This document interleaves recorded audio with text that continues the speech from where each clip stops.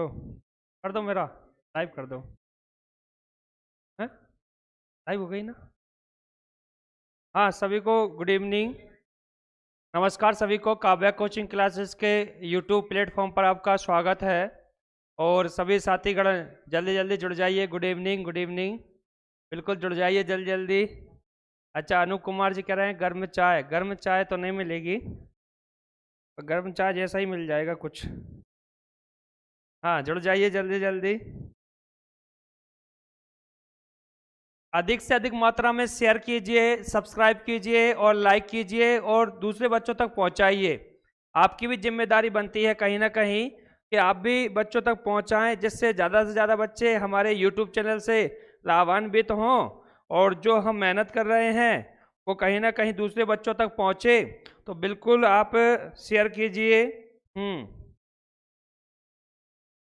हाँ जी, बिल्कुल जुड़ जाइए, शेयर कीजिए। अधिक से अधिक मात्रा में शेयर करना है आपको।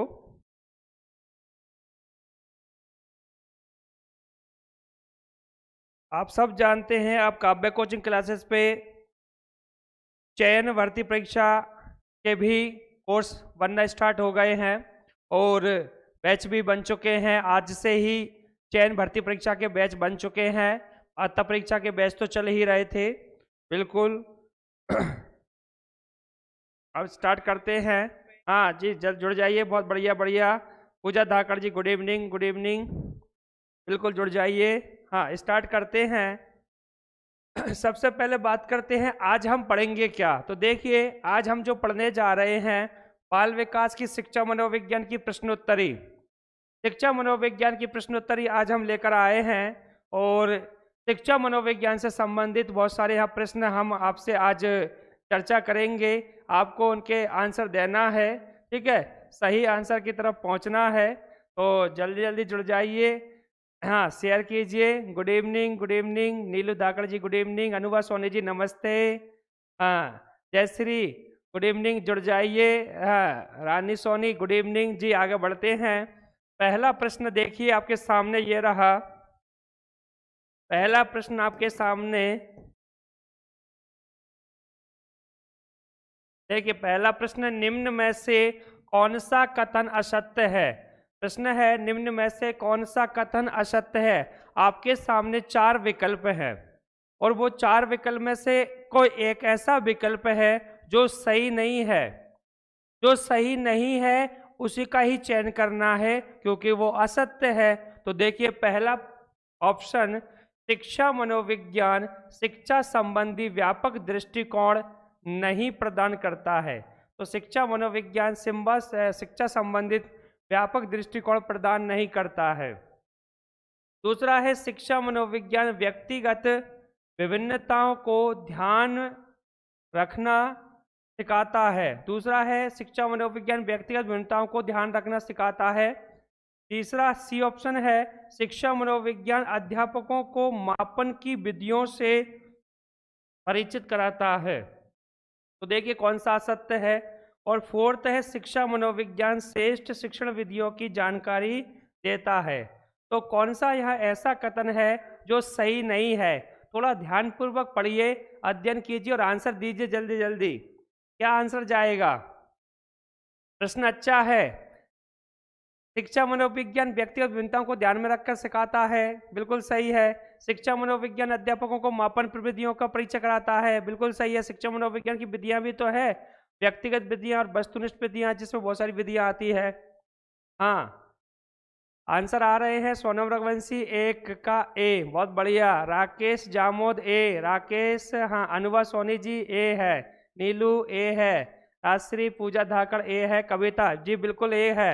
आगे बढ़ते हैं। देखिए, निम्न में से कौन सा कथन असत्य है। तो देखिए, शिक्षा मनोविज्ञान, हम थोड़ा सा शिक्षा मनोविज्ञान के बारे में बात कर लेते हैं। शिक्षा मनोविज्ञान के जो जनक है ना, वो थॉर्नडाई हैं, जिनको प्रथम शैक्षिक मनोवैज्ञानिक कहा जाता है। शिक्षा शब्द जो है वो सीखने सिखाने की प्रक्रिया का अध्ययन कराता है और मनोविज्ञान व्यवहारों का अध्ययन कराता है। तो सीखने सिखाने में कक्ष में जो शिक्षण अधिगम प्रक्रिया संपन्न होती है, एक अध्यापक अपने पाठ्यक्रम को प्रस्तुत करता है, तो उस समय जो शिक्षण प्रक्रिया होती है उसको शिक्षा मनोविज्ञान के तहत लाया जाता है। तो हम जानते हैं कि बालक में सभी प्रकार के व्यक्तिगत भिन्नताओं वाले बच्चे बैठे रहते हैं और अध्यापक मनोविज्ञान की भूमिका से परिचित कराता है, उसकी विधियों से परिचित कराता है। शिक्षा मनोविज्ञान जो है वो शिक्षण की श्रेष्ठ प्रविधियों का और विधियों की जानकारी देता है और उन विधियों की सहायता से अपने ज्ञान को, अपने पाठ्यक्रम को प्रस्तुत करता है। तो स्वाभाविक सी बात है, जो सेकंड ऑप्शन है, थर्ड है और फोर्थ है, वो तीनों ही कथन शिक्षा मनोविज्ञान के संदर्भ में सही हैं। परंतु जो शिक्षा मनोविज्ञान का पहला कथन है, शिक्षा मनोविज्ञान शिक्षा संबंधित व्यापक दृष्टिकोण विकास नहीं करता है, जबकि व्यापक दृष्टिकोण का विकास करता है। तो देखिए ऑप्शन में क्या दिया, नहीं करता है। तो बेटा ऐसे प्रश्न पेपरों में पूछे जाते हैं और ये सीटेट में आया हुआ प्रश्न था, सीटेट में पूछा गया प्रश्न था। तो आंसर जाएगा ए। क्या जाएगा बच्चों, ए आंसर जाएगा। तो बहुत सारे बच्चों का आंसर ए रहा है, बहुत अच्छी बात है, ऐसे प्रयास कीजिए।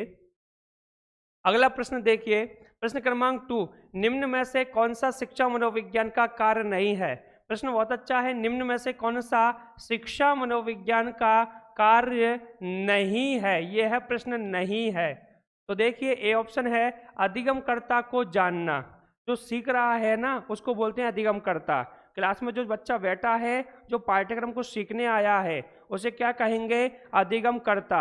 ज़्यादा से ज़्यादा शेयर कीजिए बच्चों, अपने स्टेटस पे डालिए उसे और अपने मित्रों तक शेयर कीजिए जिससे वो लाभान्वित हो सके। बी ऑप्शन, विषय वस्तु का चयन एवं संगठन करता है शिक्षा मनोविज्ञान। दूसरा है, सीखने की प्रविधियों के लिए सलाह देता है शिक्षा मनोविज्ञान। डी ऑप्शन है, असामान्य मनोविज्ञान वाले व्यक्तियों को समझना। असामान्य मनोविज्ञान वाले व्यक्तियों को समझना। तो क्या नहीं है, थोड़ा सा ध्यानपूर्वक पढ़िए और आंसर दीजिए जल्दी से। हाँ, ज़्यादा से ज़्यादा शेयर करना है आपको, बिल्कुल जुड़ जाइए, शेयर कीजिए।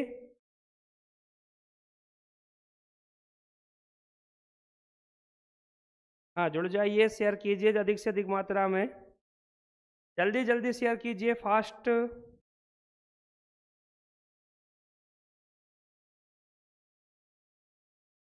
जी बिल्कुल आंसर दीजिए, फास्ट गति से आंसर देना है आपको।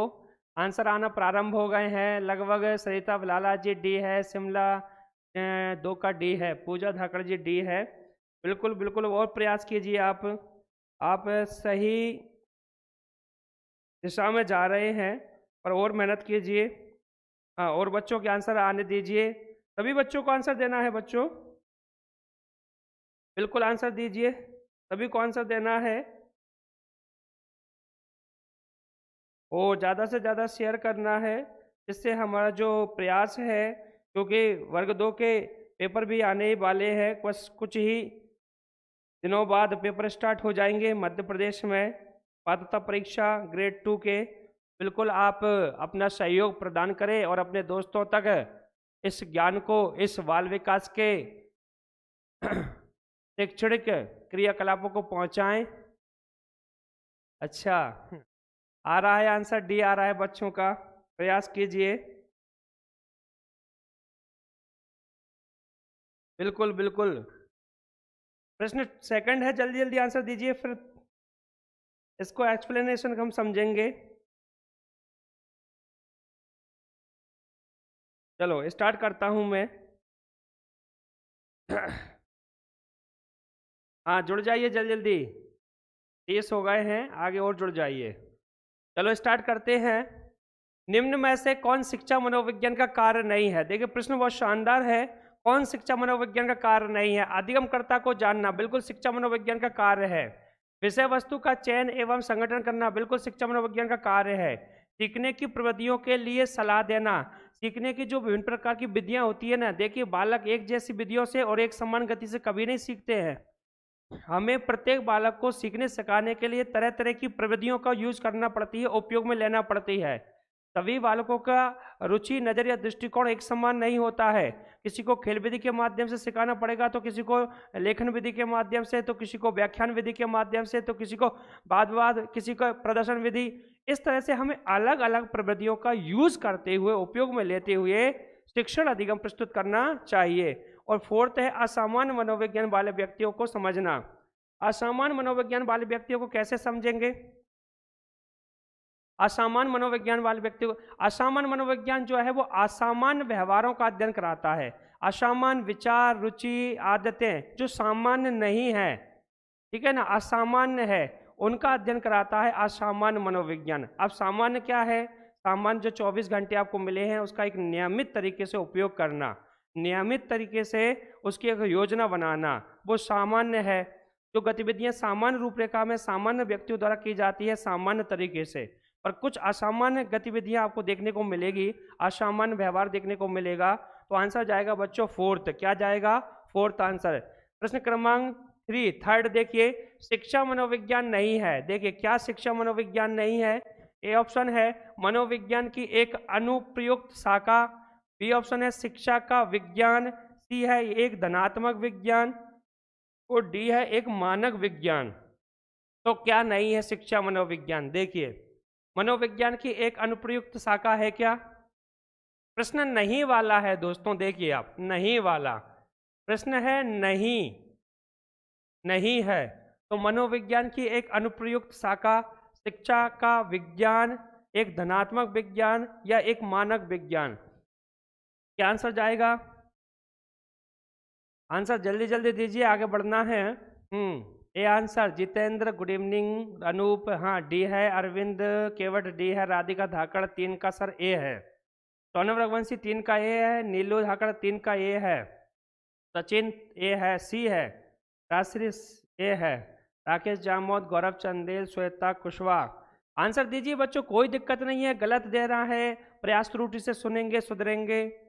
सही आंसर की हम कहीं ना कहीं आकलन करेंगे, सही आंसर को हम सुनेंगे तो वो ब्रेन में संचित होगा, अर्जित होगा, उससे संबंधित ज्ञान भी आएगा। तो प्रयास एवं त्रुटि का सिद्धांत यही तो कहता है कि प्रयास किया त्रुटि हो गई।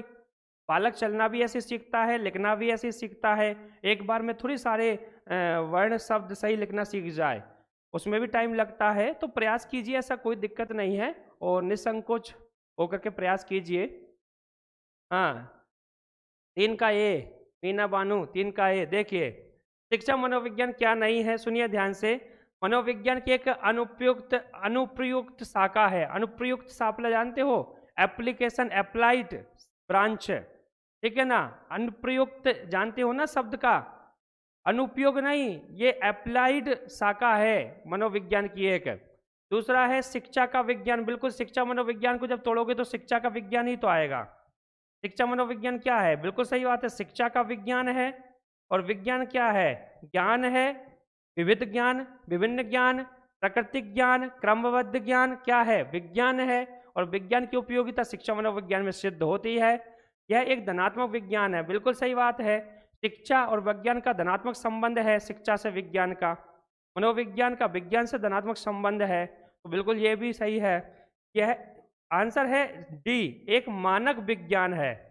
मानक विज्ञान नहीं है, यह व्यवहारिक विज्ञान है। कैसा है? व्यवहारिक। यह मानक विज्ञान नहीं है, यह व्यवहारिक दृष्टिकोणों का अध्ययन कराता है, तो इसे हम एक व्यवहारिक दृष्टिकोण का विज्ञान कहते हैं। और शिक्षा क्या है? शिक्षा की प्रक्रिया में होने वाले व्यवहारिक गतिविधियां, तो व्यवहारिक गतिविधियों का अध्ययन कराता है शिक्षा मनोविज्ञान। तो यहाँ पर क्या नहीं है? एक मानक विज्ञान नहीं है। एक मानक जानते हो ना, जिसका अपन मात्रक बना लेते हैं, जिसको अपन मापने का प्रयास करते हैं, मानक। तो मानक विज्ञान नहीं है, तो आंसर जाएगा बच्चों डी। अगला देखिए, फोर्थ प्रश्न, निम्नलिखित में से कौन सा कथन शिक्षा मनोविज्ञान के संदर्भ में सही नहीं है? यहाँ पर भी प्रश्न नहीं है। कौन सा विकल्प देखिए आप सही नहीं है, आंसर दीजिए। फोर्थ का ए, इसका संबंध शिक्षा के क्या और क्यों से है? शिक्षा मनोविज्ञान का संबंध जो है वो क्या और क्यों से है? क्या यह शैक्षिक वातावरण में एक व्यक्ति के व्यवहार के अध्ययन के लिए वैज्ञानिक विधियों का प्रयोग करता है। तो शैक्षणिक वातावरण में व्यवहारिक अध्ययन के लिए वैज्ञानिक विधियों का प्रयोग करता है क्या? अगला है सी, यह शिक्षक, शिक्षार्थी और शिक्षण अधिगम परिस्थितियों से संबंधित है क्या? यह एक पूर्ण विज्ञान नहीं है, यह एक पूर्ण विज्ञान नहीं है। तो क्या आंसर जाएगा? आंसर थोड़ा सा सोच समझ कर देना आ जाएगा फोर्थ का। सर जी 3 का आंसर मेरा गलत हो गया, कोई बात नहीं, BS दोरे जी, कोई दिक्कत नहीं। राधिका जी, हाँ 4th का डी बोल रहे हैं राधिका जी। हाँ, नीलू धाकड़ जी भी डी बोल रहे हैं, सोना रघुवंशी डी बोल रहे हैं, अनूप कुमार जी डी, सचिन अहिरवार जी डी बोल रहे हैं। बहुत बढ़िया अरविंद केवट जी, क्या बात है बच्चों, आपके आंसर बहुत सही आ रहे हैं और ऐसे ही प्रयास करते रहिए, बहुत सटीक और सही आंसर आप दे रहे हैं, बस मेहनत करते रहिए, क्योंकि यही प्रश्न आपको सीटेट में मिलेंगे, ऐसे ही प्रश्न आपको वर्ग 2 में मिलेंगे, ऐसे ही प्रश्न आपको रीट में मिलेंगे, वर्ग 1, 2 और 3, इनकी तैयारी साथ साथ करते जाइए, क्योंकि ये वैकेंसी आती जाती रहेगी। अब अभी 1 और 2 आई है MP में, अब 3 की आने की संभावना पूरी पूरी है, ठीक है, और इनकी चयन परीक्षा होना है, तो उसमें फिर बाल विकास पूछी जाएगी। तो बिल्कुल तैयारी कीजिए और मेहनत करते रहिए, निरंतर प्रयास करते रहना चाहिए।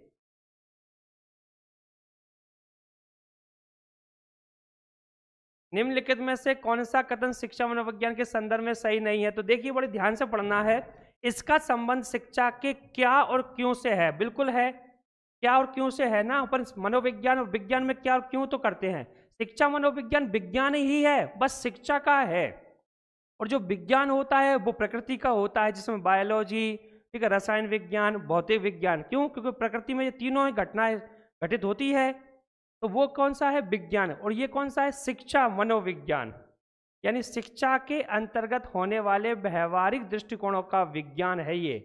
तो सीधी सी बात है, क्या और क्यों तो होगा। यह शैक्षिक वातावरण में एक व्यक्ति के व्यवहार अध्ययन के लिए वैज्ञानिक विधियों का प्रयोग, बिल्कुल जैसा मैंने बोला वो को वही लिखा, देखिए, तो ये भी है कहीं ना कहीं, वो प्रश्न है नहीं वाला। यह शिक्षक, शिक्षार्थी और शिक्षण अधिगम परिस्थिति, एक तो शिक्षक, एक छात्र, शिक्षार्थी, और एक शिक्षण प्रक्रिया जिसका हम क्रियान्वय कर रहे हैं, उन परिस्थिति, उन सिचुएशनों का अध्ययन कराता है शिक्षा मनोविज्ञान। तो ये भी है, यह एक पूर्ण विज्ञान नहीं है, वो कह रहा है नहीं है, जबकि है, यह एक पूर्ण विज्ञान है, क्योंकि शिक्षा मनोविज्ञान अपने आप में पूर्ण विज्ञान है। तो आंसर जाएगा डी, क्या जाएगा दोस्तों, डी। अगला प्रश्न देखिए, 5वां, शिक्षा मनोविज्ञान सहायक है। 5वां प्रश्न है, शिक्षा मनोविज्ञान सहायक है। ए ऑप्शन, खुद ने समझवा में, खुद को समझने में, ऐसा है, वो थोड़ा लिखने में मिस्टेक हो गई है, खुद को समझने में शिक्षा मनोविज्ञान सहायक है, खुद को समझने में, खुद को समझने में, ये है ऑप्शन, ठीक है ना। ऐसे ही दूसरा है बालक को समझने में, दूसरा है बालक को समझने में, तीसरा है शिक्षण विधि का चयन करने में, तीसरा विकल्प है शिक्षण विधि का चयन करने में, और 4th है संपूर्ण शैक्षिक प्रक्रिया में, संपूर्ण शैक्षिक प्रक्रिया में। तो शिक्षा मनोविज्ञान सबसे ज्यादा सहायक किसमें है, जिसमें और भी विकल्प आ जाएं, ऐसा आंसर का चयन करना है, जिसमें और भी विकल्प सम्मिलित हो जाएं, ऐसे श्रेष्ठ ऑप्शन का चयन आपको करना है शिक्षा मनोविज्ञान में। तो बताइए फिर क्या आएगा आंसर, थोड़ा सोच समझ करके और धैर्य के साथ बताइए, कोई दिक्कत नहीं है। तबीता कुशवाहा 5 का डी, राकेश जामोद 5 का 4th, नीलू धाकड़ जी कह रही 5 का डी, सोनम जी बोल रही है 5 का डी, राधिका जी बहुत बढ़िया, मीना बानू जी, हाँ, राकेश, सचिन, जगभान जी, अरविंद जी बिल्कुल, सरिता, जितेंद्र, राकेश, बहुत बढ़िया, आपका प्रयास सराहनीय है बच्चों, बहुत अच्छे से आंसर आप देते हैं। तो देखिए शिक्षा मनोविज्ञान सहायक है खुद को समझने में, ठीक है भैया, बालक को समझने में, एक शिक्षक के लिए बालक को समझने में बिल्कुल ठीक है, शिक्षण विधि का चयन करने में बिल्कुल सही है। जब अपन कक्षा में पाठ्यक्रम को प्रस्तुत करेंगे तो विभिन्न प्रकार की जो शिक्षण विधियां हैं, आगमन, निगमन, व्याख्यान, उनका चयन तो करना पड़ेगा। लेकिन देखिए डी ऑप्शन क्या कह रहा है, संपूर्ण शैक्षणिक प्रक्रिया में, संपूर्ण शैक्षणिक प्रक्रिया में सारी चीजें आ गई, पहला, दूसरा, तीसरा, तीनों ही ऑप्शन आ गए हैं। तो जो श्रेष्ठ आंसर का चयन करना होती है बच्चों, इन 4 विकल्प से आपको श्रेष्ठ विकल्प का चयन करना है। तो जो तीनों उपयुक्त है ना, ये उपयुक्त, जो पहले के 3 है वो तीनों 4th में आ रहे हैं, तो आंसर जाएगा संपूर्ण शैक्षिक प्रक्रिया में। तो जिनका भी डी आंसर है बहुत बहुत धन्यवाद आपको, और आपने जो प्रयास किया है श्रेष्ठ किया है बच्चों। अगला प्रश्न है, जो छात्र कक्षा में बहुत प्रश्न पूछता है, छात्र आएगा,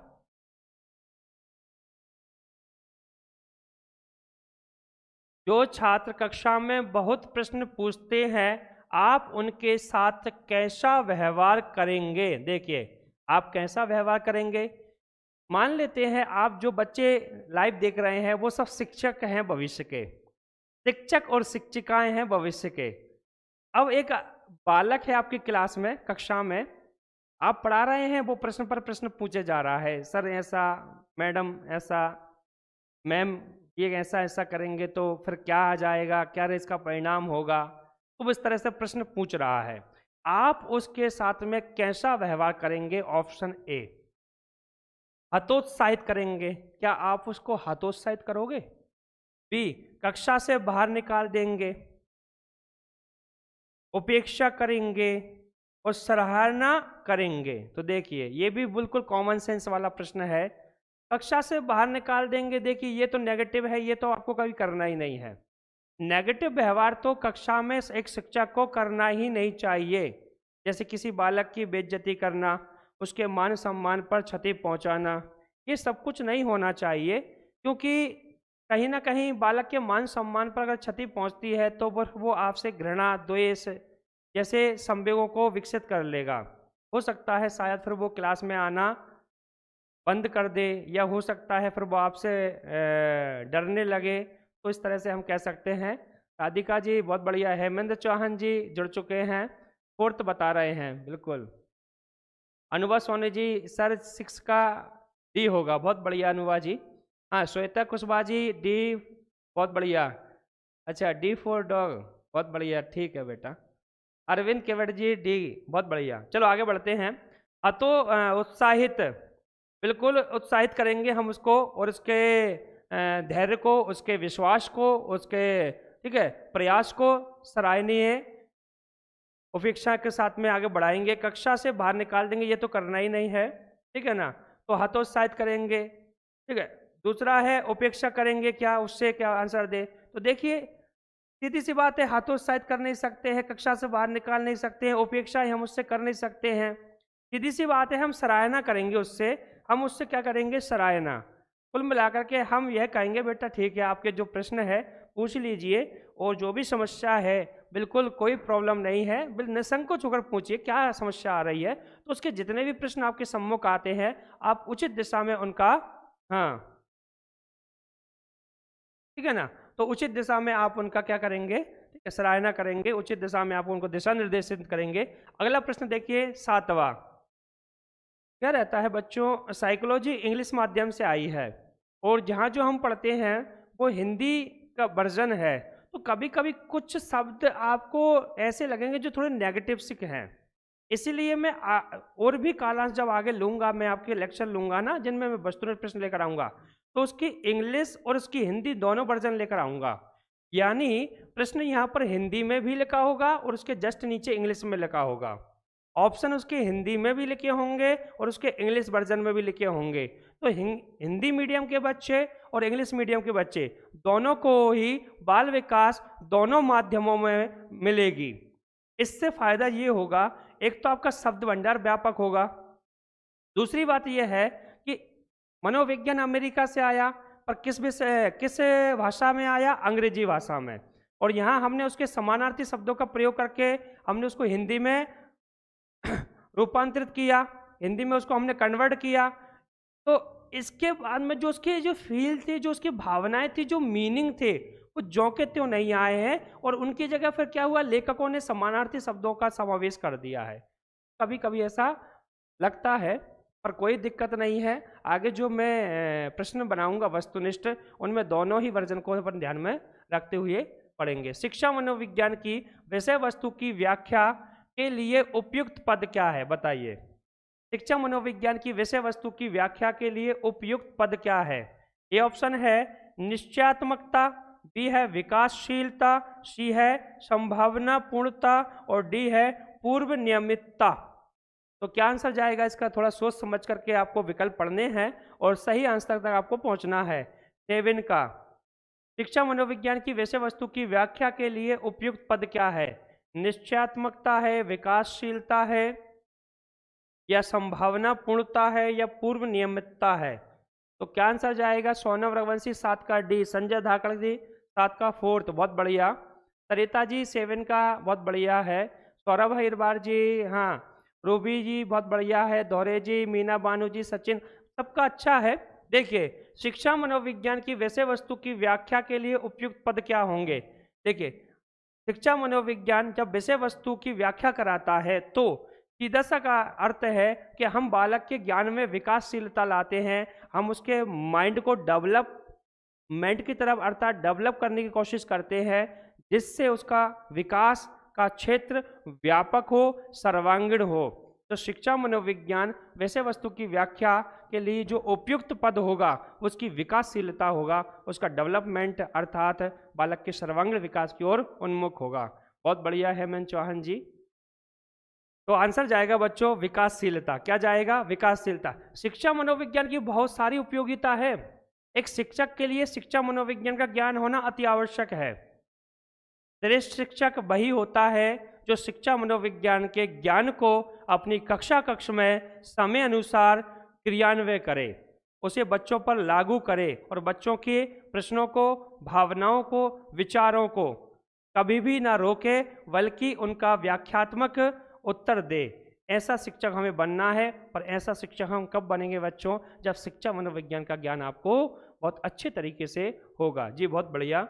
अगला प्रश्न देखिए, 8वां प्रश्न, शिक्षा मनोविज्ञान व्यवहारिक रूप से है। देखिए क्या है शिक्षा मनोविज्ञान? व्यवहारिक रूप से क्या है? बाल मनोविज्ञान का, समाज मनोविज्ञान का, सी है सामान्य विज्ञान का, और मनोविज्ञान का। तो शिक्षा मनोविज्ञान किसका व्यवहारिक रूप है? शिक्षा मनोविज्ञान किसकी शाखा है? बताइए आप मुझे। हमने मनोविज्ञान की 23 शाखाएं पढ़ी थी, उनमें बाल मनोविज्ञान भी था, ठीक है, सामान्य मनोविज्ञान भी था, सामाजिक मनोविज्ञान, अल्बर्ट बांडुरा ने दिया था ना सामाजिक मनोविज्ञान का सिद्धांत, जी हमने 23 शाखाओं में पढ़ा है। तो आंसर क्या जाएगा? जल्दी जल्दी बताइए। दीपक धाकड़ जी, संजय धाकड़ जी, बताइए। अरविंद केवट जी 8 का ए, सोनम परिहार ए, हाँ जुड़ जाइए बच्चों, जल्दी जल्दी जुड़ जाइए। बहुत बढ़िया।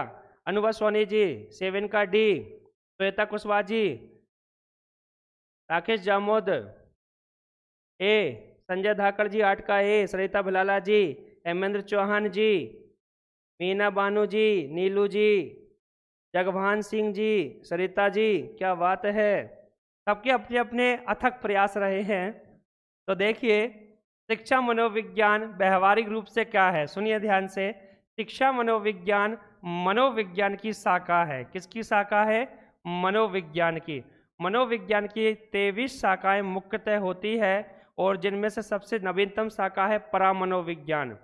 ऐसी अलग अलग शाखाएं होती है जिसमें से सामान्य मनोविज्ञान एक शाखा है, असामान्य मनोविज्ञान एक शाखा है, सामाजिक मनोविज्ञान या समाज मनोविज्ञान एक शाखा है, बाल मनोविज्ञान एक शाखा है, ठीक है। सबके अपने अपने जन्मदाता हैं, जनक हैं।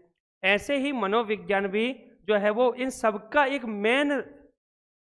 मेन सबका संगठन है, उस संगठन की शाखा है ये। तो शिक्षा मनोविज्ञान व्यवहारिक रूप से क्या होगा? मनोविज्ञान का रूप होगा।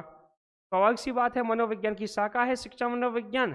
शिक्षा मनोविज्ञान के जनक कौन है? थॉर्नडाई हैं। मनोविज्ञान के जनक कौन है? अरस्तु हैं। तो इस तरह से आपको याद रखना है। अगला प्रश्न 9वां, शिक्षा मनोविज्ञान का अध्ययन अध्यापक को इसलिए करना चाहिए क्योंकि। हेमेंद्र चौहान सर जी आप बताएं, क्योंकि आप शिक्षक हैं। शिक्षा मनोविज्ञान का अध्ययन अध्यापक को इसलिए करना चाहिए क्योंकि। तो शिक्षा मनोविज्ञान की उपयोगिता तो सिद्ध होती है अध्ययन अध्यापक प्रक्रिया में। एक शिक्षक जब अध्ययन अध्यापन प्रक्रिया संचालित करता है कक्ष में, तब विभिन्न प्रकार के शैक्षणिक उद्देश्यों की प्राप्ति के लिए शिक्षा मनोविज्ञान की भूमिका को निर्वाह एवं क्रियान्वय करता है। तो क्यों करता है? प्रश्न यह है। धनराज लोधा जी, हाँ आ चुके हो आप। इससे शिक्षक को आत्मसंतुष्टि मिल सके। तो देखिए, अध्यापक को आत्मसंतुष्टि मिल सके, एक तो ये है। दूसरा देखिए बी ऑप्शन, इससे वह दूसरों को प्रभावित कर सके। क्या एक अध्यापक शिक्षा मनोविज्ञान का ज्ञान अगर अध्ययन अध्यापन प्रक्रिया में संचालित करे तो वो दूसरों को प्रभावित कर सके। सी है, इससे वह अपनी परीक्षाओं में प्रथम आ सके। अगर शिक्षक ऐसा करता है तो अपनी परीक्षाओं में प्रथम आ सके, क्या ऐसा होगा? फोर्थ है, इसकी सहायता से अपने शिक्षण को अधिक प्रभावशाली बना सके। देखिए पढ़ने के बाद में लग जाता है, ये सीटेट में आए हुए प्रश्न है, पढ़ने के बाद में लग जाता है कि यार ये विकल्प तो नेगेटिव है और ये पॉजिटिव है, तो पॉजिटिव विकल्प का ही चयन करना है, वही आंसर है। हाँ, तो आंसर तो आ रहे हैं 9 का डी, 9 का डी। हेमंत सिंह चौहान जी ने 9 का डी बोला है, परमार 9 का डी फोर्थ यानी। हाँ, जगवान जी, सौरभ जी 9 का डी, सरिता जी, अनुवा सोनी जी, बीएस दौरे जी, बहुत बढ़िया प्रयास है बच्चों। और सभी आंसर दिया करो, आंसर दोगे थोड़ी सी क्रिएटिविटी झलकेगी आपकी, आंसर नहीं दोगे देखते रहोगे निष्क्रिय हो जाओगे। थोड़ा सा सक्रिय और क्रियाशीलता का परिचय दिया करो हमेशा ही, चाहे कक्ष हो, चाहे ऑनलाइन क्लासेस हो, चाहे जीवन हो। जीवन में भी जितने ज़्यादा सक्रिय रहोगे ना उतनी अच्छी आदतों का विकास होगा दोस्तों। और अपने कार्यों को स्वयं करना चाहिए, क्योंकि हमें आत्मनिर्भर होना बहुत ज़रूरी है। तो अधिक से अधिक मात्रा में अपने कामों को आप स्वयं करें, बेटर रहेगा। आने वाला जो आपका भविष्य है बहुत सुनहरा होगा। और देखिए शिक्षा मनोविज्ञान का अध्ययन अध्यापक को इसलिए करना चाहिए क्योंकि इससे शिक्षक को आत्मसंतुष्टि मिल सके, इससे वह दूसरों को प्रभावित कर सके, इससे वह अपनी परीक्षाओं में प्रथम आ सके। ना तो ये सही से और ना ये सही से और ना ये सही से विकल्प चयनित हो पा रहे हैं अकॉर्डिंग टू क्वेश्चन। तो देखिए फोर्थ आंसर, इसकी सहायता से एक शिक्षण को अधिक प्रभावशाली बना सके, बिल्कुल सही बात है। शिक्षा मनोविज्ञान का अध्ययन अध्यापन प्रक्रिया में शिक्षण अधिगम को अधिक प्रभावशाली बना सके। देखिए दोस्तों, शिक्षण अधिगम प्रक्रिया का संचालन तो हर शिक्षक करता ही करता है, चाहे किसी प्रकार के दबाव से करे, चाहे बच्चों के फेल होने के दबाव से या अधिकारियों के दबाव से, पर करता जरूर है कहीं ना कहीं। तो इच्छा से नहीं करता है तो मन को थोड़ा सा मार करके करता है, पर करता जरूर है। पर सुनिए, अगर शिक्षा मनोविज्ञान का ज्ञान है तो शिक्षण अधिगम प्रक्रिया को हम बहुत प्रभावशाली बना सकते हैं। अगर आपको शिक्षा मनोविज्ञान, बाल विकास, शिक्षा शास्त्र का ज्ञान है तो जो टीचिंग स्किल है ना आपकी, वो बहुत इफेक्टिव होगी, बहुत प्रभावशाली होगी। बच्चे आपको लाइक करेंगे, पसंद करेंगे, आपको आदर्श शिक्षक समझेंगे। तो सबसे ज़्यादा उपयोगिता क्या है शिक्षा मनोविज्ञान की अध्ययन अध्यापन प्रक्रिया में? तो देखिए शिक्षण को अधिक प्रभावशाली बना सकेंगे। 10वां प्रश्न देखिए, निम्नलिखित में से कौन सा कथन शिक्षा मनोविज्ञान की प्रकृति से संबंधित नहीं है? प्रश्न है नहीं है। ये नहीं शब्द को जरूर ध्यान रखा करो, तो कई बार हम जल्दबाजी में संबंधित है और ए ऑप्शन मिलेगा, सो आंसर लगा देते हैं।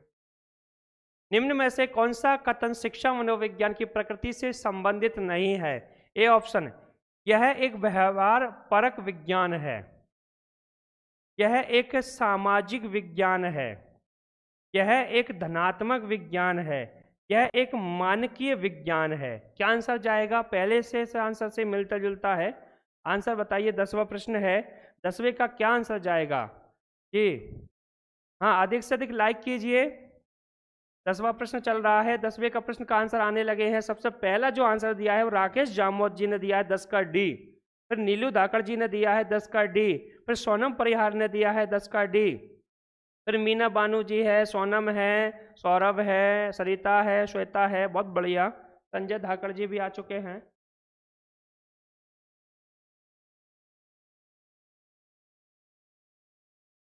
हाँ, प्रयास कीजिए। अधिक से अधिक शेयर कीजिए, सब्सक्राइब कीजिए, लाइक कीजिए, कमेंट्स कीजिए, बढ़िया बढ़िया। देखिए निम्नलिखित में से कौन सा कथन शिक्षा मनोविज्ञान की प्रकृति से संबंधित नहीं है? तो देखिए यहाँ पर एक व्यवहार परक विज्ञान है, बिल्कुल सही है, और नहीं वाला ऑप्शन में प्रश्न है। यह एक सामाजिक विज्ञान है, बिल्कुल भाई। शिक्षा मनोविज्ञान बालक क्या है? बालक विद्यालय भी एक लघु समाज होता है बच्चों। जिस विद्यालय में आप पढ़ाने जाते हैं ना, वो आपके लिए लघु समाज है। और लघु समाज का मतलब विभिन्न जाति, प्रजाति, धर्म, संप्रदाय के लोग जहाँ एकत्रित होकर के कार्य करते हैं या निवास करते हैं, वह लघु समाज या समाज कहलाता है। तो विद्यालय में सभी जाति, प्रजाति, धर्म, संप्रदाय के बच्चे पढ़ने आते हैं, इसीलिए विद्यालय को एक लघु समाज का नाम दिया गया है। तो विद्यालय एक लघु समाज है, तो ये एक सामाजिक विज्ञान है, बिल्कुल सही है। यह एक धनात्मक विज्ञान है, बिल्कुल सही है। शिक्षा मनोविज्ञान क्या है? धनात्मक विज्ञान है, जो कि कहीं ना कहीं अनेक प्रकार के क्षेत्रों का अध्ययन कराता है, शिक्षण प्रक्रियाओं का अध्ययन कराता है। जी बहुत बढ़िया।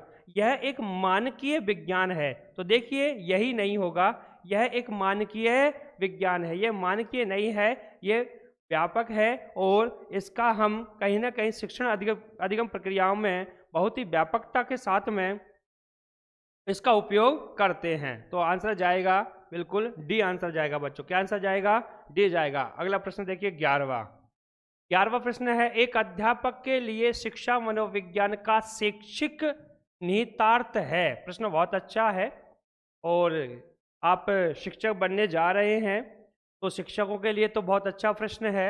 एक अध्यापक के लिए शिक्षा मनोविज्ञान का, एजुकेशनल साइकोलॉजी का टीचिंग यानी शैक्षिक निहितार्थ है। तो देखिए एजुकेशनल साइकोलॉजी का शिक्षा में क्या निहितार्थ है? ए ऑप्शन, बालकों विद्यार्थियों को समझना। बी ऑप्शन, विज्ञान के नियमों का कक्षा में अनुप्रयोग करना।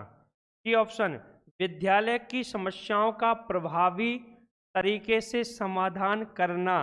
और डी है या फोर्थ है, विश्व के बारे में स्वयं की गलत संप्रतियों को सुधारना। संप्रतियों का मतलब धारणाओं को सुधारना। तो क्या आंसर जाएगा? प्रश्न 11वां है। हाँ, आंसर आने लगे हैं 11वें का ए। कृष्णा कुमार ने आंसर दिया है, फिर हेमंत चौहान सर ने दिया है ए। बहुत बढ़िया सर जी, आपको भी। सतीश मीना जी बोल रहे हैं ए, नीलू जी बोल रही है ए है सर। सतीश, जगवान, श्वेता, सौरभ, सतीश, रवि, रूबी, श्वेता जी बोल रही है। श्वेता जी कोई बात नहीं। एक अध्यापक के लिए शिक्षा मनोविज्ञान का शैक्षिक निहितार्थ देखिए, शैक्षिक निहितार्थ क्या है? विज्ञान के नियमों का कक्षा में अनुप्रयोग करना, ये तो नहीं है। कैसे हो सकता है आप मुझे बताइए। ए को छोड़ दीजिए आप, पर बी को देखिए, विज्ञान के नियमों का कक्षा में अनुप्रयोग, ये शिक्षा मनोविज्ञान का निहितार्थ नहीं है शिक्षण प्रक्रिया में, ठीक है ना। दूसरा देखिए, दूसरा है विकल्प, विद्यालय की समस्याओं का प्रभावी तरीके से समाधान नहीं है। शिक्षा मनोविज्ञान में विद्यालय की समस्याओं का प्रभावी तरीके से थोड़ा सा, शिक्षा मनोविज्ञान केवल शैक्षणिक प्रक्रियाओं के अध्ययन के लिए है। बालकों के व्यवहारों को एवं शिक्षण अधिगम, शिक्षण विधियां, पढ़ाने के तरीके, तौर तरीके उनसे संबंधित हैं। फिर है विश्व के बारे में स्वयं को गलत संप्रतियों में, ये शिक्षा मनोविज्ञान कहाँ उपयोगी है? ये भी आंसर नहीं हो सकता है। अब बचा कौन सा? ए, बालकों को, विद्यार्थियों को समझने में। शिक्षा मनोविज्ञान का अर्थ है जो कक्ष में छात्र बैठे हैं, आप उनको बड़े अच्छे ढंग से समझिए, उनके व्यवहारों का अध्ययन कीजिए। कोई बालक पढ़ नहीं रहा है, कुछ बच्चे ऐसे होते हैं जो तस्वीरों की तरफ देख रहे हैं, का मन नहीं लगता है, इधर उधर देख रहे हैं, अलग अलग प्रकार के उद्दीपक बना लेते हैं, अलग अलग प्रकार के लक्ष्य निर्मित कर लेते हैं कक्ष में, तो उधर देखते रहते हैं टकटकी लगा करके। तो आपको उनके व्यवहारों का अध्ययन करना है और कहीं ना कहीं उस व्यवहार में परिवर्तन या परिमार्जन करना है। तो अपन प्रश्नोत्तर विधि सुकरात की उसका उपयोग कर सकते हैं, क्योंकि ये भी एक विधि है, शिक्षण विधि जिसको बोलते हैं। तो हम कह सकते हैं बेटा अभी मैंने पढ़ाया था, उसको बताइए क्या है क्या नहीं है, क्या सही है। तो इस तरह से हम बालकों का ध्यान शिक्षण अधिगम की ओर, श्यामपट की ओर खींच सकते हैं। बहुत बढ़िया, अच्छा प्रयास है बच्चों का। अगला प्रश्न देखिए 12वां, शिक्षा मनोविज्ञान मनोविज्ञान की वह शाखा है जो शिक्षण एवं सीखने से संबंधित है, यह परिभाषा किसकी है? देखिए, शिक्षा मनोविज्ञान मनोविज्ञान की वह शाखा है जो शिक्षण एवं सीखने से संबंधित है। शिक्षण का मतलब टीचिंग और सीखना यानी लर्निंग, हम सीखते हैं। मैं आपको पढ़ा रहा हूं तो ये टीचिंग है और आप सीख रहे हैं कहीं ना कहीं, वो अधिगम है, सीखना है। तो ये परिभाषा किसकी है बताइए जल्दी से। हाँ बताइए, 12वां प्रश्न है, इसकी परिभाषा है। ए ऑप्शन पर देखिए स्किनर महोदय, बी पर है क्रो एवं क्रो, सी पर है गेट्स और डी पर या फोर्थ पर है सोरेंसन। तो क्या आंसर जाएगा जी? बिल्कुल प्रारंभ से देखते हैं। प्रश्न क्रमांक 12वां, बारवा बारवा बारवा बारवा जरूर लिखा करो, थोड़ा सा दिखने में अच्छा लगे। सतीश जी बोल रहे हैं 12वें का बी। मीना मीरा मीरा गुप्ता जी बोल रहे हैं 12वें का ए। राकेश जामवत जी बहुत बढ़िया। बढ़िया बढ़िया बढ़िया। 49 हो गए हैं लाइव, और थोड़ा और प्रयास कीजिए, ठीक है, आगे बढ़ेंगे इसी के साथ में हम, बिल्कुल प्रयास कीजिए। शिक्षा मनोविज्ञान, मनोविज्ञान की वह शाखा है जो शिक्षण एवं सीखने से संबंधित है। यह परिभाषा किसकी है? तो देखिए, यह परिभाषा क्रो एवं क्रो की नहीं है, गेट्स की भी नहीं है, सोरेनसन की भी नहीं है, तो फिर किसकी है? स्किनर की है। किसकी है? स्किनर की। तो शिक्षा मनोविज्ञान, मनोविज्ञान की वह शाखा है जो शिक्षण एवं सीखने से संबंधित है। तो यह परिभाषा स्किनर महोदय की है। किसकी है दोस्तों? स्किनर। आंसर याद रखना, स्किनर। आंसर जाएगा स्किनर। 13वां प्रश्न देखिए, शैक्षणिक मनोविज्ञान डैट डैट डैट डैश में अधिगम के साथ अधिक चिंतित होते हैं। प्रश्न अच्छा है, सीटेट में आया हुआ प्रश्न है, सीटेट में पूछा गया था। अच्छे प्रश्न हैं, आते रहते हैं, और सीटेट के ही टाइप के प्रश्न हमारे जो 2018 की भर्ती हुई थी वर्ग 1 और 2 की, उसमें प्रश्न पूछे गए हैं बिल्कुल सेम वैसे के वैसे ही। फिर वर्ग 3 की भर्ती हुई है, 2020 में वैकेंसी आई थी, 22 में जाकर के वो संपन्न हुई है, और 23 में अभी चल रही है। तो ऐसे प्रश्न वहां भी पूछे गए हैं। तो देखिए, शैक्षणिक मनोविज्ञान डैट डैश में अधिगम के साथ अधिक चिंतित होते हैं। ए ऑप्शन है औपचारिक वातावरण, बी ऑप्शन है अनौपचारिक वातावरण, सी ऑप्शन है भौतिक वातावरण, और डी है सामाजिक वातावरण। क्या आंसर जाएगा? क्या आंसर जाएगा? देखिए ध्यान से, प्रश्न 13वां है, और कमेंट बॉक्स में आंसर आपके आने लगे हैं 13वें का। हाँ, कृष्ण कुमार बोल रहे हैं डी है सर, धौरे जी बोल रहे हैं सर गलत आंसर हो गया, कोई बात नहीं बेटा, सब चलता है। हाँ, सतीश सुरेखा सोलंकी 37 हो गया, राकेश जामुद, हाँ बढ़िया, बहुत बढ़िया। प्रयास कीजिए, प्रयास कीजिए, कोई दिक्कत नहीं है। प्रश्न आपका ऑप्शन भी अच्छे हैं, प्रश्न भी आप समझ रहे हैं, कहीं ना कहीं समझ का ही विकास हो रहा है। देखिए, आंसर अपनी जगह है, पर समझना भी तो जरूरी है। आज हम यहाँ समझने का प्रयास करेंगे तो समझ का विकास होगा, यहाँ प्रयास नहीं करेंगे, जैसे ही परीक्षा हॉल में करेंगे तो वहाँ समझ का कैसे विकास होगा? वहाँ तो आंसर देना है, क्वालिफाई डिसक्वालीफाई। तो यहाँ आप प्रयास कीजिए और आंसर दिया करो। मनीषा करार जी जुड़ गई है, बी है सर, जगमानसी ए है तेरा का।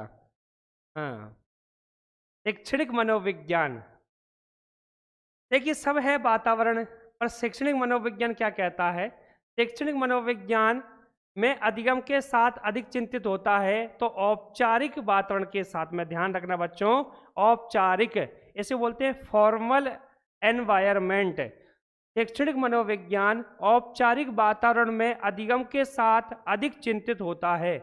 जो वातावरण हमें शैक्षणिक मनोविज्ञान के तहत कक्षा कक्ष में औपचारिक तरीके से मिलता है, वो वातावरण आपको अनौपचारिक तरीके से कैसे मिलेगा? भौतिक वातावरण कैसे मिलेगा? सामाजिक कैसे मिलेगा? नहीं मिलेगा।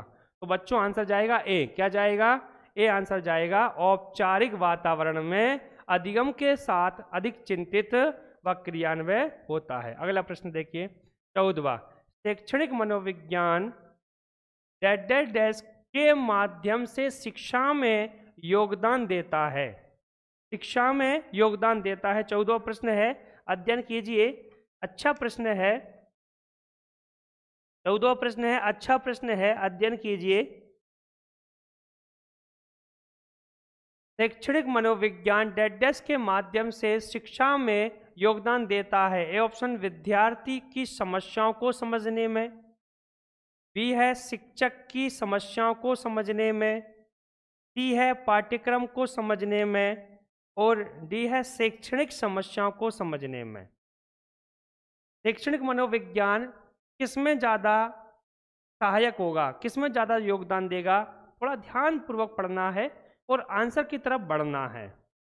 हाँ, आंसर आ रहे हैं 23 का भी, 14 का ए, नीलू जी ए, 14 का सतीश जी, रेशमा मंशूरी 14 का ए, रानी सोनी जी बहुत बढ़िया जगभान जी, बहुत बढ़िया, 14 का ए, 14 का ए, 14 का ए। और संजय धाकड़ जी कह रहे हैं 14 का डी। चलो आगे बढ़ते। धनराज जी क्या बोल रहे हैं? ए। अच्छा, बहुत बढ़िया। देखिए, शैक्षणिक मनोविज्ञान डेट के माध्यम से शिक्षा में योगदान देता है। तो कैसे योगदान देता है, थोड़ा सुनना ध्यान से। एजुकेशनल साइकोलॉजी, शैक्षणिक मनोविज्ञान।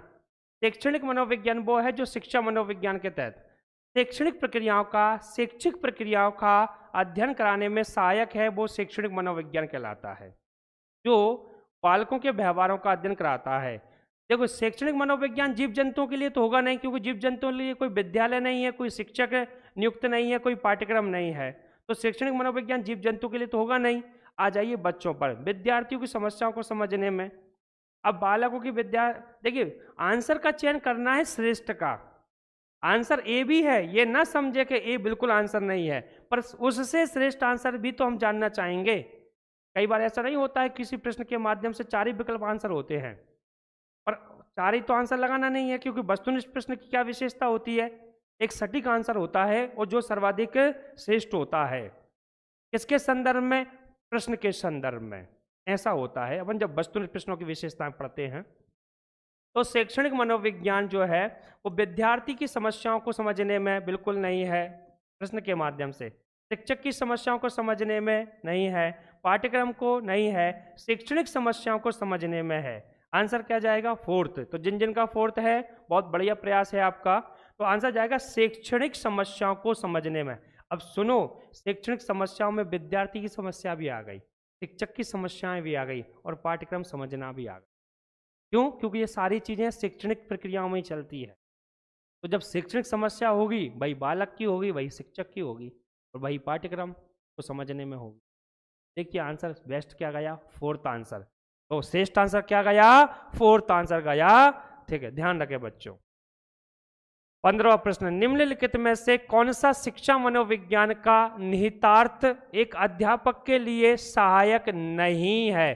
प्रश्न है नहीं है, ठीक है ना। निम्नलिखित में से कौन सा शिक्षा मनोविज्ञान का निहितार्थ एक अध्यापक के लिए सहायक नहीं है? ए ऑप्शन, अधिगमकर्ता के विकासात्मक विशेषताओं को समझने में, बी है व्यक्तिक विभिन्नता को पहचानने में, और सी है कक्षा की समूह गतिशीलता को जानने में, और डी है अधिगम की अभिक्षमता को बढ़ाने में। तो देखिए क्या आंसर जाएगा?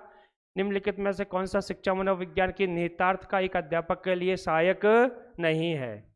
देखिए क्या आंसर जाएगा, जल्दी जल्दी। प्रश्न 15वां है, अच्छा है प्रश्न, ठीक है ना, प्रश्न अच्छा है, थोड़ा मेहनत कीजिए।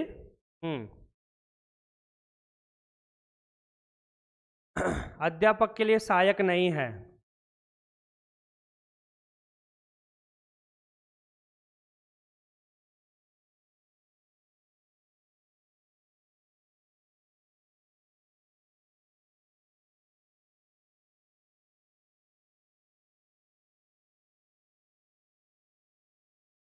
क्या सहायक नहीं है? ऑप्शन को थोड़ा सा समझना पड़ेगा, तब आंसर की तरफ आप बढ़ेंगे। 15 का D Rakesh, Surekha D, Meena D, Ramdayal Bais D बता रहे हैं, दोहरे जी भी 15 का डी, संजय 15 का डी, परमार 15 का डी, नीलू धाकड़ जी 15 का सी, रेशमा मंसूरी जी 15 का fourth, Krishna ji D, Manish Akrar D, और ऋषिका कुशवाहा जी, राधिका धाकड़ जी। चलो कोई बात नहीं, सुनिए।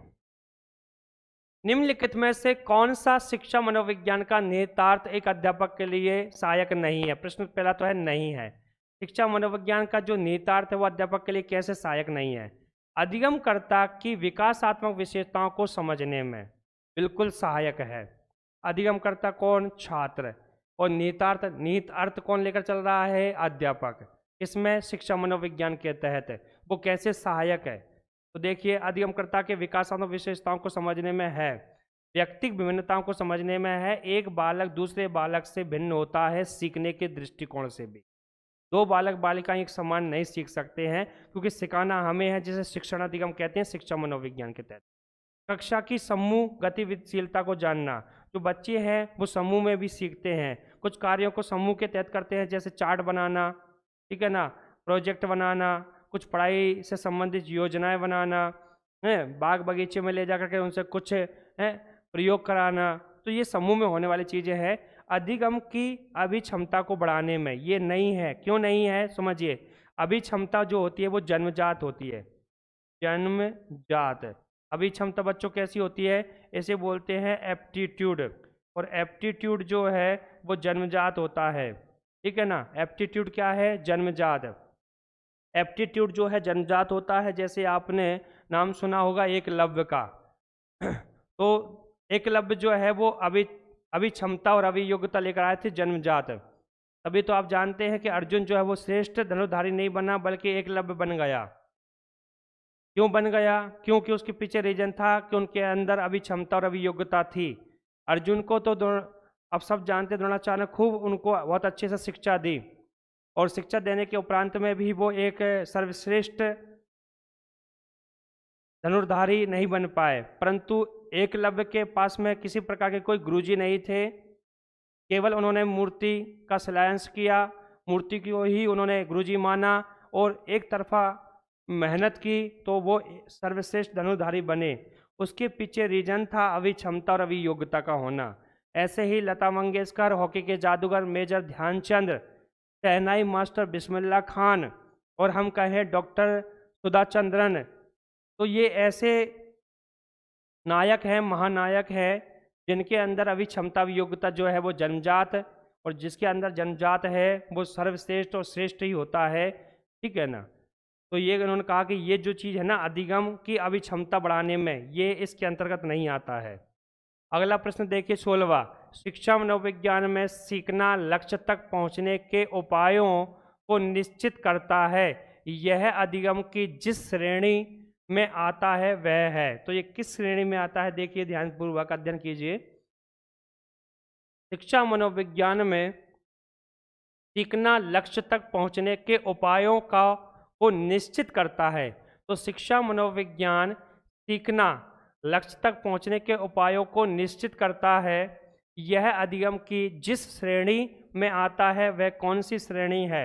ए ऑप्शन, अधिगम प्रक्रिया है क्या, अधिगम की विशेषता है क्या, अधिगम के नियम है क्या, अधिगम के सिद्धांत है क्या। प्रश्न बहुत अच्छा है। लक्ष्य तक पहुंचने के उपायों को निश्चित करता है, तो अधिगम की किस श्रेणी में आएगा बताइए। प्रश्न 16वां है, प्रश्न अच्छा है। तो ये सारी प्रक्रियाएं क्या कहलाती है, सीखना, और सीखने के साथ साथ में लक्ष्य तक पहुंचना भी तो होता है। आज आप बाल विकास सीख रहे हैं, शिक्षा शास्त्र सीख रहे हैं, और इन विषयों के साथ साथ में आप अन्य विषयों का भी अध्ययन कर रहे हैं, तभी तो आपको अपने लक्ष्य की प्राप्ति होगी। और उसमें आप विभिन्न प्रकार की अनुक्रियाएं प्रक्रियाएं भी कर रहे हैं। तो आंसर आ रहे हैं आपके, बहुत बढ़िया। हाँ मंगल लोधा जी, आंसर आपके आ रहे हैं, बहुत अच्छे आंसर हैं। तो देखिए सीखना लक्ष्य तक पहुंचने के उपायों को निश्चित करता है, यह अधिगम की जिस श्रेणी को आता है। तो देखिए अधिगम प्रक्रिया में आता है बच्चों, किस में आता है, अधिगम प्रक्रिया में। अधिगम प्रक्रिया क्या है, अधिगम प्रक्रिया वो है जिसमें हम विभिन्न प्रकार के अधिगम सामग्री या शैक्षणिक सामग्रियों के माध्यम से शिक्षण कार्य को प्रस्तुत करते हैं। जो क्रिया प्रतिक्रियाएं होती है वह अधिगम प्रक्रियाएं कहलाती है, और इन प्रक्रियाओं से ही हम या सीखते हुए हम अपने लक्ष्य की प्राप्ति सुनिश्चित करते हैं। तो इस तरह से आंसर जाएगा अधिगम प्रक्रियाएं। अधिगम की विशेषताओं से लक्ष्य की प्राप्ति कहाँ होती है, वो तो एक बहुत छोटा भाग है अधिगम का। अधिगम के नियम भी एक सीखने के नियम होते हैं, तो वो भी पार्ट्स हो गया। और अधिगम के सिद्धांत, वो रुचि का सिद्धांत है, अभिप्रेरणा का सिद्धांत है, ये भी कहीं ना कहीं उसके भाग हैं। पर इन सबको जब मिला के हम एक साथ में एकजुट होकर के कार्य करेंगे तो उसका अर्थ निकलेगा अधिगम प्रक्रियाएं सक्रियाएं। तो आंसर ए जाएगा बच्चों। अगला प्रश्न 17वां, शिक्षा मनोविज्ञान का केंद्र क्या है। प्रश्न बहुत शानदार है, देखिए शिक्षा मनोविज्ञान का केंद्र क्या है। शिक्षा मनोविज्ञान का केंद्र क्या है। ऑप्शन ए है बालक, क्या बालक शिक्षा मनोविज्ञान का केंद्र है। बी है शिक्षक, और सी है शिक्षण विधि, और डी है पाठ्यक्रम। तो मुझे बताइए आप, शिक्षा मनोविज्ञान का केंद्र क्या है। ए ऑप्शन पर बालक है, बी पर शिक्षक है, सी पर शिक्षण विधि है, और डी पर पाठ्यक्रम क्रम है। तो क्या होना चाहिए? आंसर बहुत अच्छे अच्छे आ रहे हैं। 17 का आंसर सबसे पहले दिया है राकेश जामोद जी ने ए, फिर दिया नीलू जी ने ए, फिर दिया कृष्णा जी ने, फिर परमार बालक, बहुत बढ़िया। सोनम परिहार, राधिका जी, हाँ सौरभ जी, श्वेता जी, सोनम जी, अरविंद जी, राकेश, लक्ष्मण, बहुत बढ़िया है, बहुत बढ़िया। शिक्षा मनोविज्ञान का केंद्र क्या है? क्या है बच्चों? बालक है। क्या है? बालक। तो शिक्षा मनोविज्ञान का केंद्र बालक होता है, क्योंकि हम बालक को ही शिक्षा देते हैं। तो शिक्षा मनोविज्ञान किसके लिए उपयोगी है? बालक के लिए। किसके लिए है? बालक के लिए है। तो शिक्षा मनोविज्ञान शैक्षणिक प्रक्रियाओं का अध्ययन कराता है, और वो किसके लिए है? बालक के लिए। तो बालक के लिए है शिक्षा मनोविज्ञान।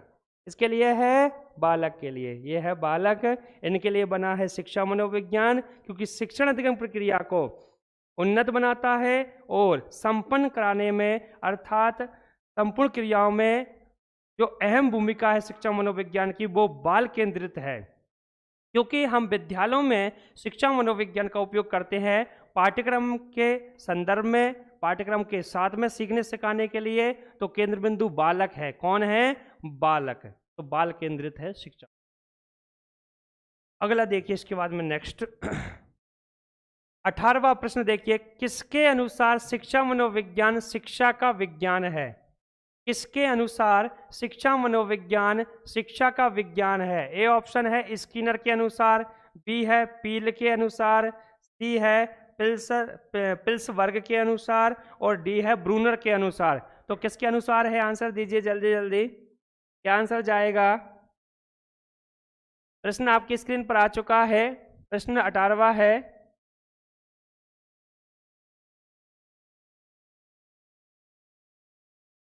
किसके अनुसार शिक्षा मनोविज्ञान शिक्षा का विज्ञान है? परिभाषा बहुत अच्छी है।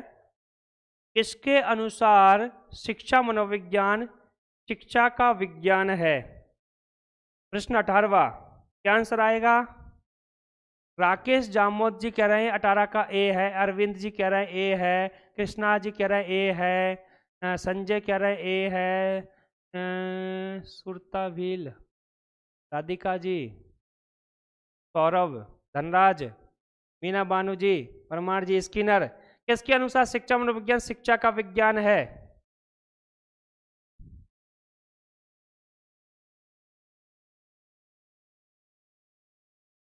बच्चों, शिक्षा मनोविज्ञान शिक्षा का विज्ञान है, यह परिभाषा पील की है। ध्यान रखना, किसकी है? पील की। यह परिभाषा पील की है। देखिए, परिभाषाएं बहुत सारी होती है, एक एक मनोवैज्ञानिक की 5-5, 4-4, 6-6, 7-7, 8-8 परिभाषाएं होती है कई टॉपिक पर। तो किसके अनुसार शिक्षा मनोविज्ञान शिक्षा का विज्ञान है? पील मनोवैज्ञानिक के अनुसार है, ध्यान रखना, पील। अगला प्रश्न 19वां, शैक्षिक मनोविज्ञान अंतर्निहित क्षमताओं तथा सहक्षमताओं का अध्ययन कराता है। तो ए ऑप्शन है व्यक्तिगत विभिन्नताओं का, बी है समूह की विभिन्नताओं का, सी है व्यक्तिगत क्षमताओं का, और डी है व्यक्तिगत सहक्षमताओं का। बताइए क्या आंसर जाएगा? प्रश्न है 19वां। तो शैक्षिक मनोविज्ञान अंतर्निहित क्षमताओं तथा समक्षमताओं का अध्ययन कराता है।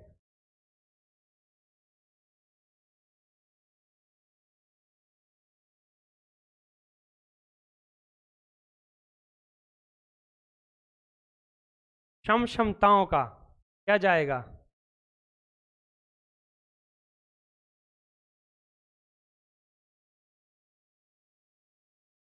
कैपेसिटी एंड कैपेबिलिटी आएगा, उसका इंग्लिश होगा कैपेसिटी एंड कैपेबिलिटी। क्या आंसर जाएगा बताइए?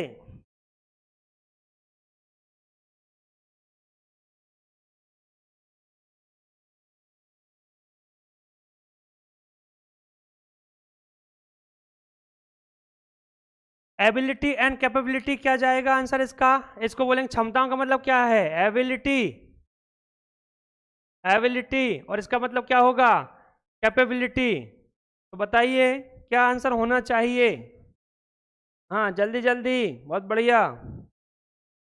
शैक्षिक मनोविज्ञान अंतर्निहित क्षमताओं का, एबिलिटी, तथा समक्षमताओं का, कैपेबिलिटी, एबिलिटी और कैपेबिलिटी।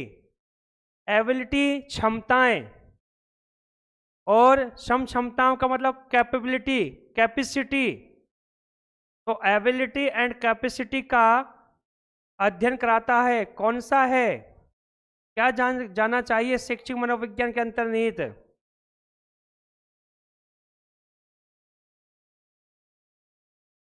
मैं समझा रहा हूं, सुनिए ध्यान से। शैक्षिक मनोविज्ञान तो वो है जिसमें हम एजुकेशन का आदान प्रदान कर रहे हैं। हम आपको पाठ्यक्रम क्रियान्वय कर रहे हैं, एक शिक्षक पाठ्यक्रम का क्रियान्वय करता है तो ज्ञान आप तक भी पहुंचता है, और आपकी प्रतिक्रियाएं होती है, ज्ञान हमको भी प्राप्त होता है। तो देखिए, उसके अंतर्निहित बालकों की क्षमताएं तो होती ही होती है, एबिलिटी तो होती है हर चीज को सीखने की और उसको प्रस्तुत करने की और बोलने की, और क्षमताओं का मतलब होता है कैपेबिलिटी, यानी उसकी कैपेसिटी भी होती है। एबिलिटी है, कैपेसिटी है, कैपेबिलिटी है। इन सब का कैसे अध्ययन कराते हैं? इन सभी का अध्ययन कौन कराता है? क्या ये समूह की विभिन्नताओं का अध्ययन कराएंगे? क्या व्यक्तिगत क्षमताओं का कराएंगे? क्या व्यक्तिगत क्षमताओं का कराएंगे? नहीं कराएंगे। क्षमताएं और क्षमताएं अर्थात एबिलिटी और कैपेबिलिटी दोनों ही किसके माध्यम से अगर आपको समझी जा सकती है तो वो आंसर जाएगा व्यक्तिगत विभिन्नताएं। एक बालक की क्षमताएं और क्षमताएं एक समान नहीं हो सकती। क्षमताएं, क्षमताएं और क्षमताएं मतलब वो है जिसमें हम समान क्षमताएं रखते हैं, परंतु कुछ क्षेत्रों में रख सकते हैं, 100% तो रख नहीं सकते हैं। तो उसका अध्ययन हम व्यक्तिगत भिन्नताओं से ही करेंगे। तो आंसर बच्चों क्या जाएगा? व्यक्तिगत भिन्नताएं। तो श्रेष्ठ आंसर है इसका व्यक्तिगत विभिन्नताएं, क्योंकि हर बालक की क्षमताएं अलग होती है और क्षमताएं अलग अलग होती है, इसलिए तो इसका आंसर जाएगा ए, ध्यान रखना। 20वां प्रश्न, मनोविज्ञान की निम्न शाखाओं में से अनुप्रयुक्त मनोविज्ञान कौन सा है? तुलनात्मक मनोविज्ञान ए ऑप्शन, असामान्य मनोविज्ञान, शिक्षा मनोविज्ञान या प्रयोगात्मक मनोविज्ञान। ऐसा कौन सा है जो हम अनुप्रयुक्त अप्लाइड साइकोलॉजी? आंसर बताइए।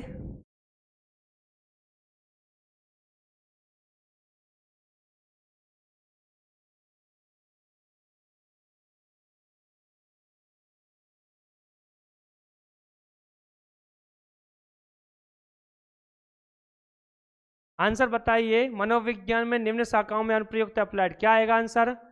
20 का बी, 20 का बी, 20 का बी। आंसर दीजिए जल्दी जल्दी, 20 का क्या आएगा? मनोविज्ञान की निम्न शाखाओं में से अनुप्रयुक्त मनोविज्ञान कौन सा है?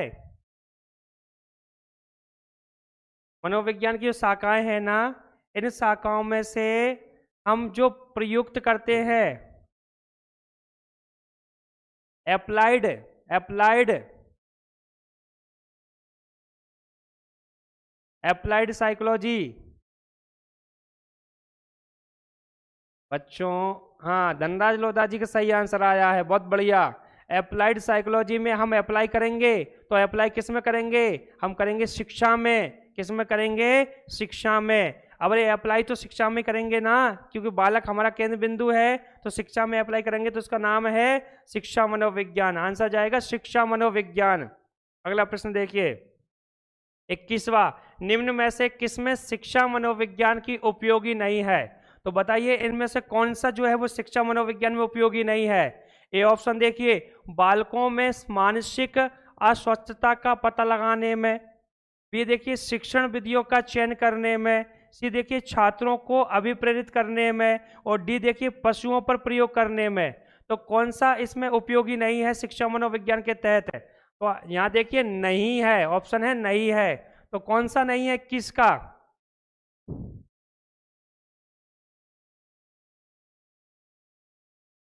21 का कौन सा नहीं है बताइए? 20 का सी, बीस का हो गया है सी, जगवान जी, सोनम जी, सी, बिमला भील जी, बिमला भील जी, हाँ, 20 का सी। अच्छा 21 का क्या है, 21 का डी।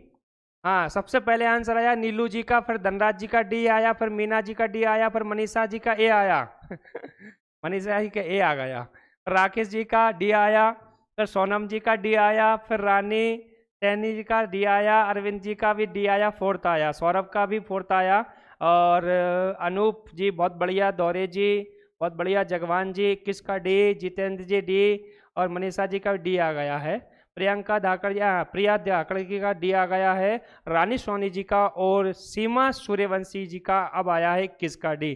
सीमा जी आप बहुत लेट आए हैं, क्या बात है, कालांशी खत्म होने को आ गया है। लास्ट प्रश्न चल रहा है 21वां, निम्न में से शिक्षा मनोविज्ञान उपयोगी नहीं है। तो देखिए, बालकों में मानसिक अस्वस्थता का पता लगाने के लिए बिल्कुल उपयोगी है, शिक्षण विधियों का चयन करने में उपयोगी है, छात्रों को अभिप्रेरित करने में बिल्कुल उपयोगी है, और पशुओं पर प्रयोग करने के लिए शिक्षा मनोविज्ञान नहीं है, पशु मनोविज्ञान है, जिसमें हम पशुओं के व्यवहारों का अध्ययन करते हैं। और पशु मनोविज्ञान के जनक कौन है, जे.वी. वाटसन।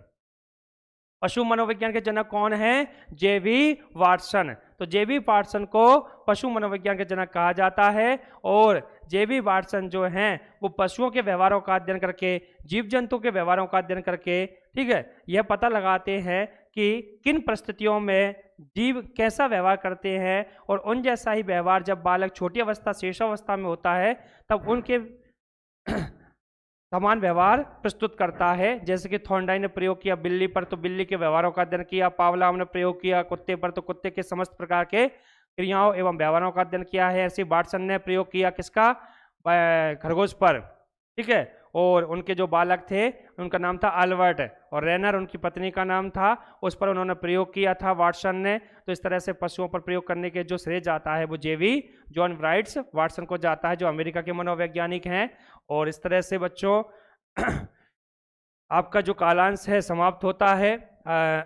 नए बैच प्रारंभ हो चुके हैं, चयन भर्ती परीक्षा 2023 के मुख्य परीक्षा के वर्ग 1 और 2 के नए बैच प्रारंभ हो चुके हैं, ऑल सब्जेक्ट, सभी सब्जेक्टों के, ठीक है, 27 मार्च यानी आज ही के दिन से प्रारंभ हुए हैं। ऑनलाइन भी, ठीक है, भर्ती कार्य पर, और ऑफलाइन पवन श्री मांगले भवन जस्तम चौराहे पर हमारी जो शाखा है वहाँ पर प्रारंभ हो चुके हैं। अधिक से अधिक मात्रा में जुड़िए, लोगों को सचेत कीजिए और शेयर कीजिए, ठीक है। मुख्य भर्ती परीक्षा के लिए संस्कृत साहित्य का ऑनलाइन और ऑफलाइन दोनों बैच आज से प्रारंभ हुए हैं, ठीक है, 27 मार्च से प्रारंभ हुए हैं आज ही के दिन से। तो बिल्कुल अभी आप सक्रिय होकर के लाभान्वित हो सकते हैं। फिर बाद में सिलेबस निकल जाता है, बच्चे घबराते हैं, सर अब कैसे पढ़ें, अब कैसे तैयारी करें, कैसे हमारा सिलेक्शन होगा। तो देखिए, पहले से ही योजना बनाई जाती है। किसी लक्ष्य की प्राप्ति करना है तो योजनाबद्ध तरीके से कीजिए, योजना पहले से ही निर्मित कर लीजिए, तभी लक्ष्य की प्राप्ति शीघ्रता से होती है। आजकल हम देख रहे हैं बेरोजगार की संख्या बढ़ती जा रही है और रोजगार के अवसर ना के बराबर है। तो बेहतर ये होगा कि हम अभी से योजनाबद्ध तरीके से योजना तैयार या निर्मित करते हुए एक प्लानिंग के साथ में अपने लक्ष्य को साध्य बनाते हुए साधन के स्वरूप में उसे हम प्राप्त करें और प्राप्त करने की चेष्टा करें जी। इस तरह से संस्कृत साहित्य के बैच प्रारंभ हो रहे हैं, और भर्ती का ऐप को आपको डाउनलोड करना है, जिस पर आपको विभिन्न प्रकार के कोर्सेस मिलेंगे, ठीक है, टेस्ट सीरीज मिलेगी आपको। अब हम टेस्ट सीरीज के माध्यम से आपका मापन एवं मूल्यांकन आकलन करते रहेंगे, ठीक है। पेपर भी नज़दीक आने लगे हैं, तो एक बेहतरीन योजना के साथ में हम आपके सम्मुख सदैव उपस्थित रहेंगे, और आप हमारे YouTube प्लेटफॉर्म से अधिक मात्रा में लाभान्वित होते रहे। हमारे चैनल को सब्सक्राइब कीजिए, बेल आइकन का बटन दबाना है, ठीक है, लाइक करना है, शेयर करना है, सब्सक्राइब करना है। और बच्चों अब समय हो गया है, ठीक है, आपसे विदा लेने का। तो बहुत बहुत धन्यवाद। जय हिंद, जय भारत, सभी को शुभ रात्रि।